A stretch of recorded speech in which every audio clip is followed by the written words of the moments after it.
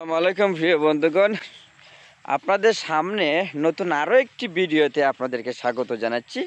আমার দেখেন, এই দেখেন, দেখছেন আর পিছনে কি দেখা যাইতেছে? শুধু শাক আর শাক। এটা হচ্ছে ডাঁটা শাক। আমরা আমাদের স্থানীয় ভাষায় এটাকে বলি ডুগি, কিন্তু অরিজিনাল নাম ডাঁটা শাক।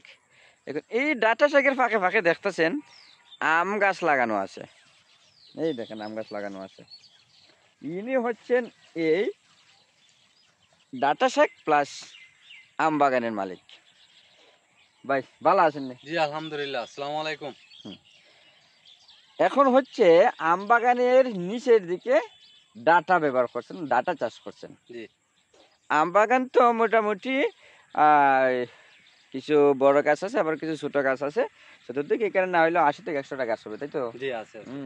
আর নিচের দিকে উনি ডাঁটা চাষ করছেন। এখন নিচের ডাঁটা দিকে আছে, শুধু ডাঁটাই চাষ করেন না, আরো কিছু চাষ করে। দেখেন লাল শাক,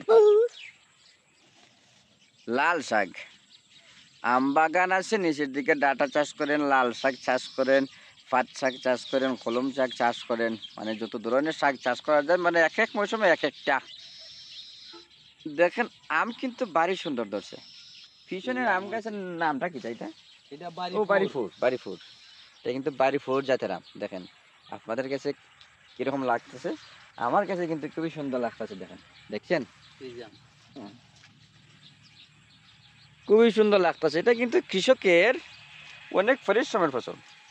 এই যে লোকজন দেখতেছেন, এই যে লোকটা দেখতেছেন, উনার রক্তকে পানি করার ফসল হচ্ছে এগুলা। ঠিক আছে না? জি জি। এই জায়গায় মোটামুটি কত শতক হইবে জমি? জমি 32 শতক জমি আছে।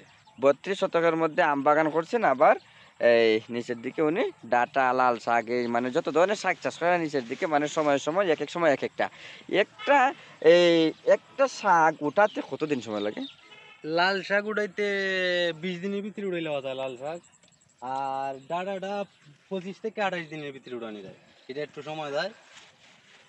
এই ডাঁটা শাক লাল শাক মানে 20 দিনের ভিতরে কিন্তু, বা 25 দিনের ভিতরে কিন্তু অবশ্যই বাজারজাত করা যায়, তাই তো? না 20 দিনের ভিতরে 20 শেষ। দিনের ভিতরে বাজারজাত করা যায়। শেষ। আর ডাটা শাক মোটামুটি 1 মাস, হ্যাঁ, নাকি? 1 মাস। 1 মাসের ভিতরে, 1 মাসের ভিতরে ইয়া করা যায়। তার মানে 12 মাসে 12 বার চাষ করা যাবে মিনিমাম, যদি শুধু ডাটা চাষ করা হয়।